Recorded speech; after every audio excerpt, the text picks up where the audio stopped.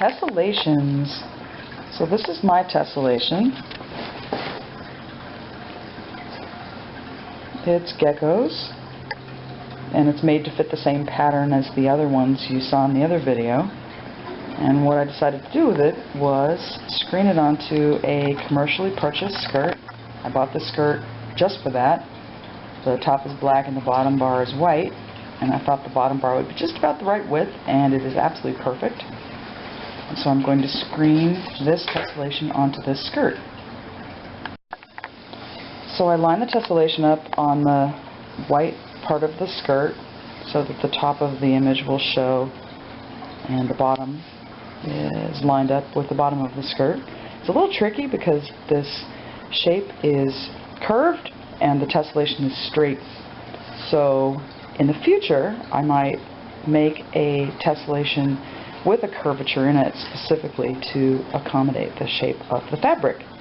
But this is an experiment, and always with experiments things don't always work out as we expect, but that's okay.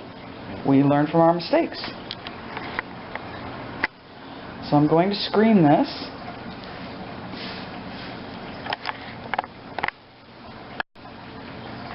So I've lined it up along the edges, and then I will apply the paint.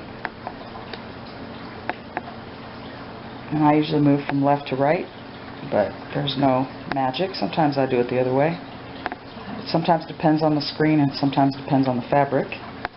So I apply the paint. This is an acrylic paint. And then I just use a card to move it from side to side. And I'll show you what that looks like when it's done. So the paint has been applied all the way across, and I always check, lift up the corners before I remove it, just to make sure that I've successfully transferred the paint, and I have. So then I'll slowly lift it off. Gotta be careful not to smear anything. Looks pretty good. And now I will run the next one right here. I did make a mistake earlier. I'll show you what that looks like.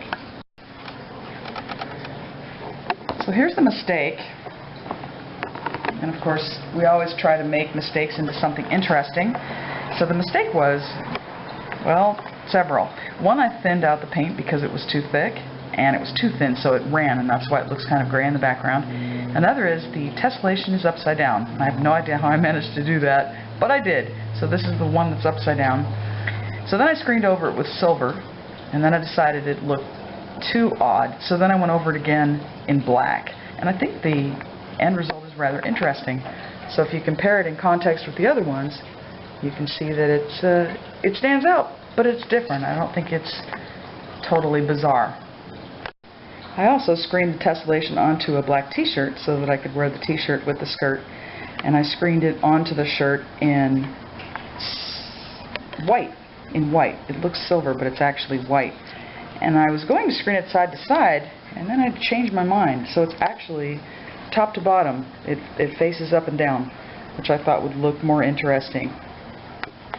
And that's my tessellation.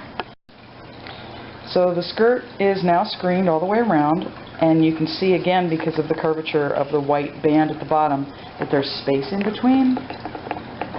And I didn't necessarily plan on that, but I like it.